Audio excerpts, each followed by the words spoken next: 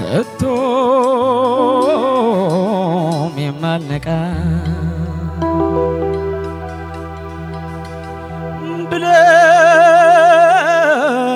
ብለሽ ነበረ ከእጅ የማልወጣ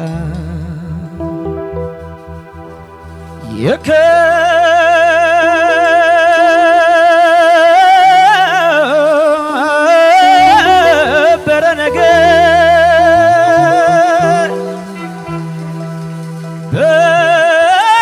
በሰማይ በምድር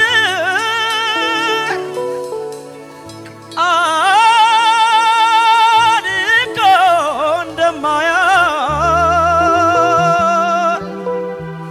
ብዙ አውግተን ነበር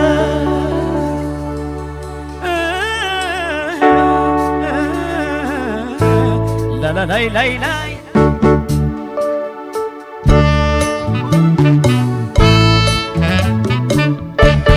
አልፈሽ ስትሄጂ ባክም የፍቅርን ዳር ድንበር ታስታውሺ እንደሆን ስሜን ምን ብለሽኝ እንደነበረ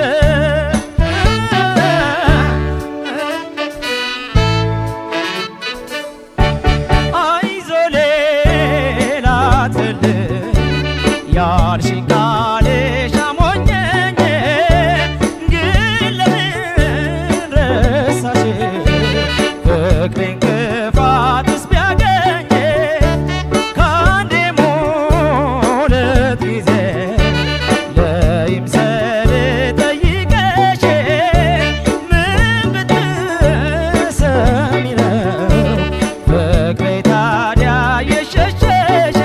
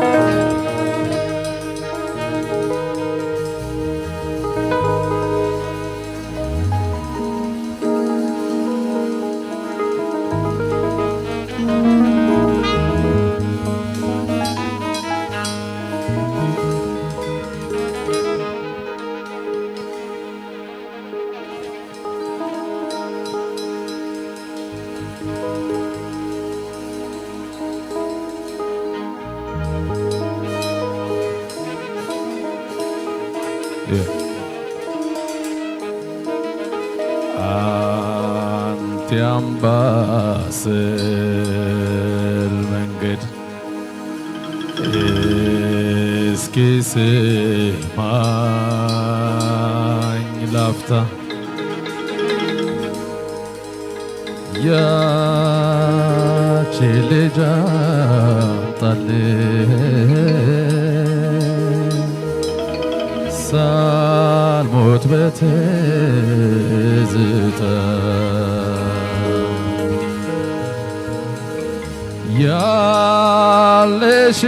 ያለሽበት ቦታ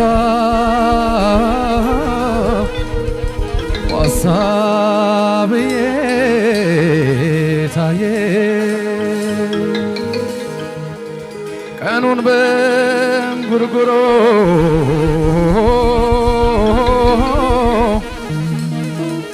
ሌት እንቅልፍም የለኝ ቀኑን በእንጉርጉሮ ሌት እንቅልፍም የለኝ እኔማ ዘንድሮ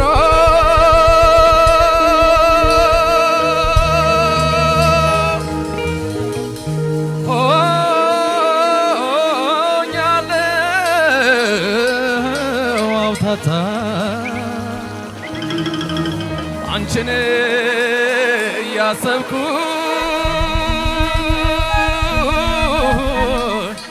ጠዋትና ማታ ጠዋትና ማታ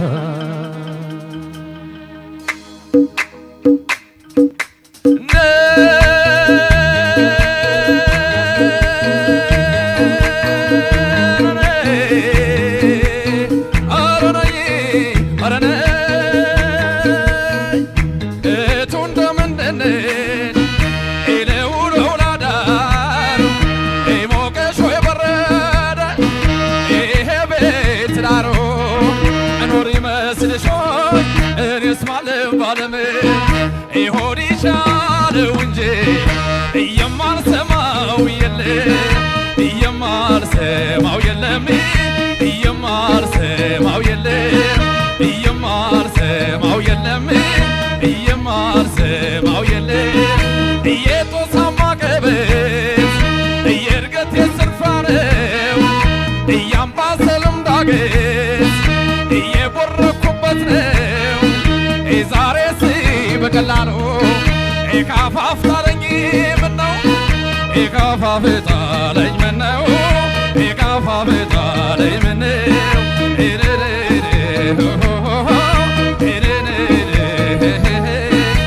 ስንቱን መጠጥ ችዬ ዝናዬ ሲነገር ከእንክርዳድም ብሶ ናሰከረኝ ነገር ታከመው ይሉኛል እንግዲህ ምን ሆነን እንደተወጋሁ እየከረምሁትን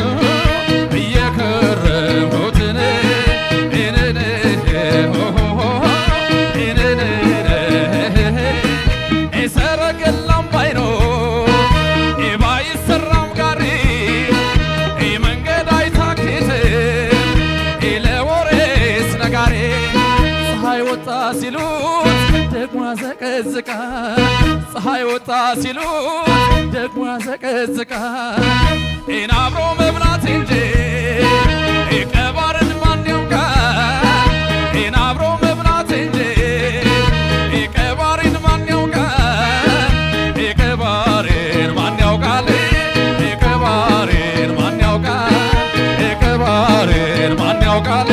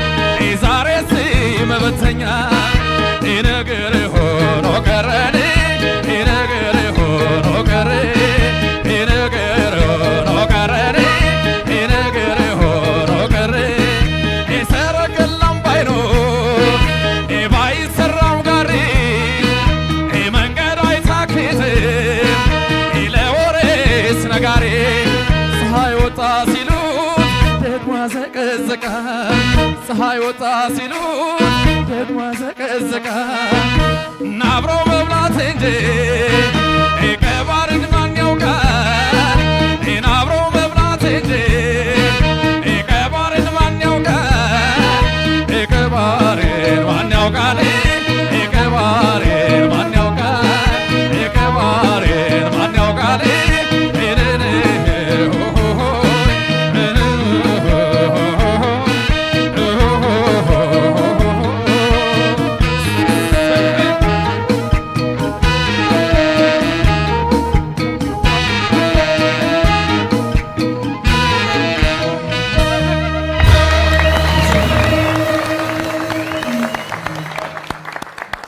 እናመሰግናለን። ቀደም ሲል ስራዎቻቸውን ያቀረቡልን ግዛቸው አማረ በኤሌማን ተወክሎ የጥላሁን ገሰሰን ምን ብለሽኝ ነበር፣ እንዲሁም ደግሞ ታፈራ አሰፋ በኤሌም 2 ተወክሎ የባህሩ ቃኘን አምባሰልን ነበረ።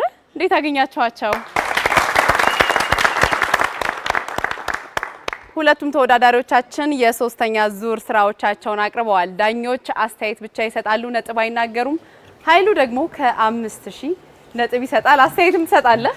እኔ በነገርህ ላይ ሁል ጊዜ ተወዳዳሪዎች እዚህ ጋር ሲቆሙ ማለት ነው እኔ ዳኞች እንዳይቆጡኝ ግን ዋናው ጭፈራው አይደለም ይላሉ። ግን አንተ መድረክ ፐርፎርማንስ ላይ ስለማየው ብዙ ጊዜ እየዘፈኑ መጨፈር አንድ ነገር ነው፣ መዝለል እንዴት ነው ከሚለውን ጀምር። በጣም ከባድ ነገር ነው። ግን ያው አይ ቲንክ ልምምድና ጥናት ወደምትፈልጊው ደረጃና የምትፈልጊው ቦታ ላይ ያስቀምጥሻልና ከጃኖ ባንድ በፊትም በይበልጥ ደግሞ ጃኖ ባንድ ውስጥ በነበርንበት ጊዜ ጥናት በመናደርግበት ሪሄርስ በመናደርግበት ጊዜ ስቴጅ ላይ እንዳላችሁ እያሰባችሁ ፐርፎርም እንደምታደርጉ እያሰባችሁ ከዚሁ ጀምራችሁ በቃ መዝለልም ካለባችሁ እየዘለላችሁ መጨፈር ካለባችሁ እየጨፈራችሁ መንቀሳቀስ ካለባችሁ ያው እሱን እያደረጋችሁ እንትን አድርጉ ይለን ነበርና በዛ አይነት መንገድ ውስጥ በመሄዳችን የተነሳ የተለማመድነውና በልምምድ የቻልነው ነገር ነው እንጂ በጣም ከባድ ነገር ነው። ትንፋሽሽ በጣም ነው የሚቆራረጠው። አይደለም ዜማ ማውጣት ፊደል መናገር ምናምን በጣም ሆስት ማድረግ በለው ግን ችግር የለውም። ያ ግን ያው ምንድነው ፕራክቲስ ሜክስ ዩ ፐርፌክት ምናምን ይላሉ ፈረንጆቹ እና በእኛ አይ ቲንክ በቀስ በቀስ እንቁላል በእግሩ ሄዳል እንደሚባለው በጥናት ሁልጊዜ ተክተሽ ነገሮችን በመስራት ሁሉን ነገር ማሳካት ይቻላል ብዬ አስባለሁ። እና ሰምታችኋል አይደል? እሺ እናመሰግናለን ኃይሉ። አስተያየትና ነጥብ ስጠን። እሺ ግዛቸው አማረ መጀመሪያ የገባው ማለት ነው። በጣም ቆንጆ ፐርፎርማንስ ነው። በተለይ እንጉርጉሮ ላይ ማለት በጣም የሚነዝር አይነት እንጉርጉሮ ነው ያደረከው። ቅድም ከነበርክበት በደንብ ተስተካክለ ተሻሽለ ሪትሚካሊም በጣም ቆንጆ ሆነ ነው የመጣው። በጣም አሪፍ አድርገ ነው የጥላውን የተጫወትከው ዘፈን እንጉርጉሮ እንዳለው ራሱ አላውቅም ነበር። ግን አንተ ስትጫወት አይ ቲንክ በጣም ቆንጆ አድርገ ነው የራስ ክሬቲቪቲ ነው። ዋው በጣም ነው ደስ የሚለው። በጣም ቆንጆ አድርገ ነው የተጫወትከው። ሆነስ በጣም ጥሩ አድርገ ነው የተጫወትከው። ታፈራ አሰፋም ጋር ስመጣ በጣም ቆንጆ አድርገ ነው ካለባበስህ ጀምሮ ሎሬት አፈወርቅ ተክሌን መስለን መጣው እና ኢትዮጵያዊነታችን ውስጥ ያለውን ውበት በአንተ አለባበስ ውስጥ በደንብ አድርጌ አይቼዋለሁ። ከዛ ደግሞ የመረጥከው የጋሽ ባህሩ ቃኘ ዘፈን እኔ ራሴ በጣም የምወደው ብዙ ጊዜም ጫወተው የነበረ ዘፈን ነው። ቆንጆ አድርገህ ነው የተጫወትከው። እኔ የነጥቡን ጉዳይ ለባለሙያዎች በፍጹም አይቻልም። እነሱ አላቸው ነጥብ እኮ ለባለሙያዎች ትቼ ለሁለታችሁም 5,000 የተሰጣኝ እኔ ደግሞ ለነሱ አሳልፈ ልትሰጥ ነው ብዬ ከባድ ትግል ሊያጋጥመኝ ነበር። ለማንኛውም ዳኞቻችን አስተያየት ብቻ ይሰጣሉ፣ ነጥብ አይናገሩ። እሺ ግዛቸው ካንተ ልጀምር። ኃይልሽ እዚህ የፋና ላምሮት ውድድር ላይ ቫልዩ አደር የማድረግ ነፃነት አላቸው ተወዳዳሪዎች። ምናልባት አንዳንድ ተወዳዳሪዎች የፈጠራ ችሎታ ይኖራቸውና ግን እድሉ ካልተሰጣቸው ማሳየት አይችሉምና በጣም በዛ ምክንያት ቫልዩ አደርጉ የሚል ሀሳብ ስላለ ብዙ አስደናቂ ክሬቲቪቲዎች አይተናል እስከዛሬ። በጣም በዛ ምክንያት ነው ያ እንጉርጉሮ በጣም ነው የገረመኝ። በጣም ነው የወደድኩት። ቆንጆ ነው ራሱ ከሰራው ደግሞ እንግዲህ ዜማ ደራሲ ማን እንደሚባል እሱ ማን እንደሰራ ክሬዲቱን መስጠት ስላለበት እንጠይቀዋለን። ግዛቸው ማን ነው የሰራው?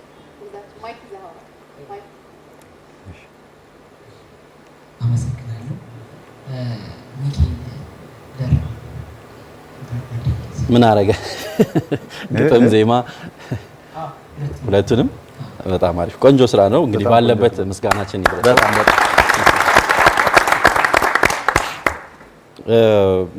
ግዛቸው በጣም ቆንጆ ፐርፎርማንስ ነው። አሁን የምናውቀውን አይነት የግዛቸውን አቀራረብን ያየ ነው።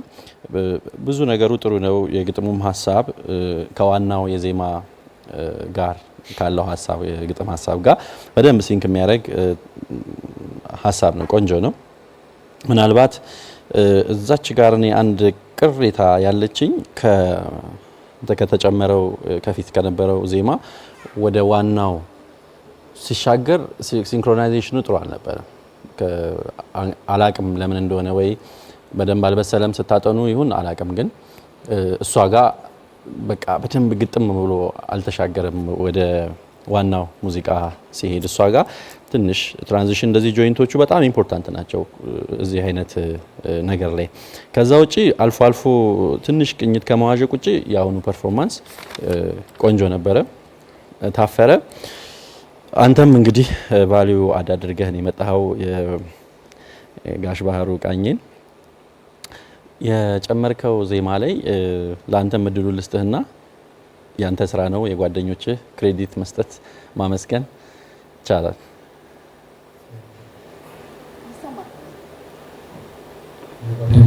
የጓደኛዬ ስራ ነው።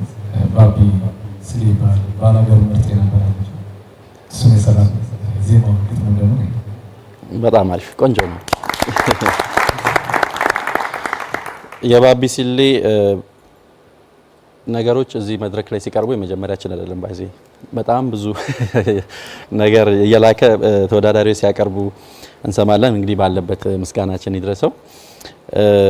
ስትዛዜም የመጀመሪያው ይሄ በጣም ሎው ፓርቱ የድምጽ በጣም ግሬስፉል ነበረ። እንጉርጉሮ ፓርት ላይ በጣም ዝግ ብሎ ታችኛው ድምጽ ላይ የጀመረውና እሱ አጀማመር በጣም አሪፍ ነው። ከዛ ወደ ከፍታ የሄደበትም ቆንጆ የዜማ ስትራክቸር አካሄድ እንዲኖረው ሆኖ ነው የታሰበው። በጣም ቆንጆ ነው።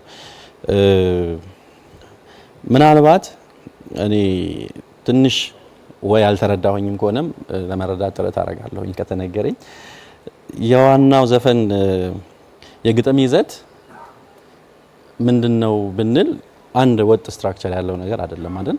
የተለያዩ ግጥም ሀሳቦች ናቸው የደረሱት። ለምንድነው የዘፈኑ አይነት የዘፈኑ ባህሪ እንደዛ ስለሆነ ነው። ከዛ ደግሞ ዜማ ሉፕ ነው የሚያደርገው አይደል? አንድ አይነት ዜማ ሉፕ ነው የሚያደርገው። እንደው ሁለት አይነት ዜማ ነው ለማለት ራሱ ትንሽ ይርቃል። ሶ እዚህ ዘፈን ላይ ምንድነው መስማት የነበረብን ቢባል አንድ ፎክ የሆነውን ወይም ይሄ የቱባ የባህል ስሜቱን ማምጣት፣ እሱ ጋር አንተ ችግር የለብህም፣ በጣም ቆንጆ ነበረ። አጫዋችነቱ ሌላው ይሄ በጣም የሚያጫውት አይነት የዜማ ስትራክቸር ወይ የሙዚቃ ነገር ነው ያለው። ከዛ ውጪ ቅኝቱ አምባሰል መሆኑ ነው። ከዛ የተጨመረው ግጥም ትንሽ ለምሳሌ አንተ አምባሰል መንገድ እስኪ ስማኝ ላፍታ ያችን ልጅ አምጣልኝ ሳልሞት በትዝታ ያለሽበት ቦታ እያለ ይቀጥላል አይደለም? እሱ ከዋናው የዘፈን ሀሳብ ጋር ምኑ ጋር እንደሚገናኝ አንደርስታንድ አላረኩኝ፣ አልተገናኘልኝም። ለምን? እዛ ውስጥ ያለው ሌላ ነገር ስለሆነ ማለት ነው። ገብቶሃል? ማስረዳት ትችላለህ፣ መረዳት ፈልጋለሁ። ያው ዘፈኑ እቱ እንደምን አለሽ እንዴት ነው ያለሽ ያለሽበት ሁኔታ እንዴት ነው ሲጀምር እቱ እንደምን አስባል ጀምሮ ስለዚህ ያለችበት ሁኔታ ነው መጀመሪያ ዋናው ዘፈን የሚገልጸውና ከኋላ ደግሞ የጨመርኩት ግጥም ያንን ትንሽ እንዲነካ አድርገን እሺ 50 50 ክሬቲቪቲውን ማድነቅና እሱን ማበረታታት የበለጠ ገዢ ሀሳብ ስለሆነ ከዛ ውጪ ምናልባት ቢሆን ኖሮ ደስ የሚለኝ በቃ በጣም ተደጋጋሚ ሉፕ የሚያደርጉ የዜማ ስትራክቸሮች የዘፈኑ ባህሪ ናቸው። ብዙ ፎክ ዘፈኖቻችን እንደዚህ ስለሆኑ ወይ የዜማ ቅንጣት ለውጦች ብታደርግ መሀል ላይ ትንሽ ተደጋጋሚና አሰልችነቱን ይቀንሰዋል የሚል ሀሳብ አለኝ። ከዛ ውጪ ቅሬታዬ ከቅኝት ጋር ብቻ ነው። አልፎ አልፎ በደንብ የሚሰሙ የቅኝት መፍረሶች ነበሩ ከእንጉርጉሮ ጀምሮ። በቃ ይሁን ያለኝ አስተያየት። እሺ ግዛቸው አማረ የጋሽ ጥላሁን ገሰሰ ምን ብለሽ ነበር ነው ይዘው የመጣው። በጣም ቆንጆ ዜማ፣ በጣም በቃ መድረኩንም መመጠን የሚችል ዜማ ነው ይዘው የመጣው። ቫልዩ አድ ያደረከው ነገር አለና ቫልዩ አድ ያረከው ዜማውም ደስ ብሎኛል፣ ግጥሙም በጣም ቆንጆ ነው። ምንድነው የመጀመሪያው ዜማና ከሁለተኛው ዜማ ጋር ግን አብሮ አልሄደልኝም፣ መያያዝ አልቻለም ማለት ነው። በራሱ በጣም ቆንጆ ዜማ ነው የክሬት ያረጋችሁት፣ ግጥሙ በጣም ቆንጆ ነው። ግን ሁለተኛው ዜማ በጣም ልዩ ስለሆነ ከሁለቱ ጋራ አያያዥ ነገር አልሄደልኝም። እዛ ጋር አንዱ የኔ እንግዲህ ይሄ ዜማና ግጥም እሺ ሁሉም ሰው የሚረዳው ዜማ ግን ከየሰው ይለያያል። ሶ ግጥምና ዜማው እንዲያብሮ ተሰናስኖ ነው የሚባለው። ያልሄደልኝ ምክንያት የዜማው ብቻ ነው እንጂ ግጥሙ በጣም ቆንጆ ግጥም ነው። በተረፈ ሁለተኛውን ዜማ በጣም ቆንጆ አድርገን የተጫወትከው፣ በደንብ ስሜት ሰጥተኸው ደስ በሚል ሁኔታ ነው የተጫወትከው። የመጀመሪያው ዜማ ግን የጨመርክበት ምክንያቱ ግጥሙ ብቻ ነው የሆነልኝ እንጂ አብሮ ከዜማው ጋራ ከሁለተኛው ዜማ ጋራ አብሮ አልሄደልኝም። እሱ ነው የኔ ሀሳብ። በተረፈ የተጫወትክበት መንገድን ማድነቅ እፈልጋለሁ። ታፈራ አሰፋ የባህሩ ቀኝን አንበሰልን ነው ያንተ ቆንጆ ነው የጨመርከው ዜማ። ግን መጀመሪያ ላይ ስትጀምር ወደ ካሳ ተሰማ የሄደ መሰለኝና ይሄ ልጅ ካሳንና ባህሩ ቀኝን ሊቀላቀል ነው ወይ? ዘፈን ቀላቅሎ መጫወት በፋና ላምሮት የተከለከለ ነው። እንደሱ ነው ብዬ እያሰብኩ ግን ዜማው ድንገት ዳይቨርት አድርጎ ወደ ራስ አይነት የዜማ መንገድ ሄደ እና አንዳንድ ጊዜ ቫልዩ አድርጉ ተብሎ ዜማ ሲጨምሩ ከሌላ ዜማዎች ጋራ አለመመሳሰሉንም በደንብ እርግጠኛ መሆን ያስፈልጋል። ይሄንን ነው ማለት የምፈልገው። በተረፈ ብሩክ ያለው ሙሉን እጋራለሁ። ለሁለታችሁ መልካም እድል። እሺ ብዙ ሀሳብ ተነስቷል። አጠር ላርግና ግዛቸው በጣም አሪፍ ሀሳብ ከንጉርጉር የገባህበትን ሀሳብ ወድጄዋለሁ። አብረ ከዘፈኑ ጋር እንብለሽኝ ነበር አይነት የሚል የሰፋበትን መንገድ ወድጄዋለሁ። እንከኖቹ ብዙ ስለተነሱ መቼም ቃናህን፣ ቅላጼህን፣ ጉሮሮን በጣም ነው ማደንቀው። በጣም ጥሩ ነው። እዚህኛው ላይ የሚገርመኝ ደግሞ የማንን ሙዚቃ አንስተህ ስትጫወት በራስ ድምጽ የምትጫወተው እዚህ ላይ በደንብ የታየ ነው። ይሄ ሊቀጥል ይገባል። መልካም እድል። ታፈረ እኔ በደንብ አንሳት ትፈልጋለሁ። ይሄን ሀሳብ ምናልባት አላቅም ሹሚም ነካርጋው ዜማው የካሳ ተሰማ ነው ወይ ምናልባት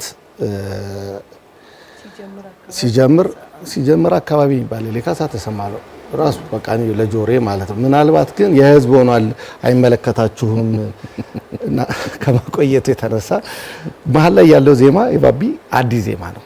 እኔ እንደዚህ አይነት ቦታ ላይ ሪስክ ባትወስዱ ከባለፈውም ጀምሮ የካሳ ነው። እስቲ አንተ መልስልኝ። አይደለም አንዴ ገብተህበታል አይደለም ብትል ነው የሚሻለው። እውነት ነው። ለምን ጋሽ ባህሩ ቀኝ በጣም ነው ማደንቃቸው ማከብራቸው። በዛ ላይ ደግሞ ከሳቸው ላይ ሙዚቃው ሪትም ሳይጀምር የሳቸውን በጣም የዜማ ሀብታም ናቸው። አምጥተካ የካሳ ዜማ በቃ ሲነሳ ለወር ነው ምናምን እና ብትለው ኖሮ በጣም ብዙ ዜማ አላቸው። ያው ግጥሙ ሀሳብ በጣም ገጣሚ ናቸው እሳቸው። ብዙ እንትኖችን መንግስታቶችን ከአዝማሪም አካባቢ ያሉትን በማናደድ በቃ ማለት ግጥም ሳይጽፉም አያነቡም፣ ግን በጣም ክሬቲቭ ናቸው እና ግጥሙንም ያልከው ከሳቸው ላይ ብትነሳ ይሻላል ነው ከመሰቃየት ለሚቀጥለው ማለት ነው። እና በአጠቃላይ እኔ ዛሬ ሶስቱንም የዘፈን ምርጫህን ጥሩ አማካሪ አግኝተሃል። ጥሩ ተሳክቶላል፣ ወድጄዋለሁ። ምናልባት ግን እሱ ከገጠማቸው ግጥሞች ልሰናበታችሁና እኔም ትንሽ ቫልዩ አድ ስላደረኩ ነው። አንድ መስመር ፀሐይ ወጣ ሲሉ ደግሞ ያዘቀዝቃል አብሮ መዝፈን እንጂ ውጤቱ ማን ያውቃል በሚለው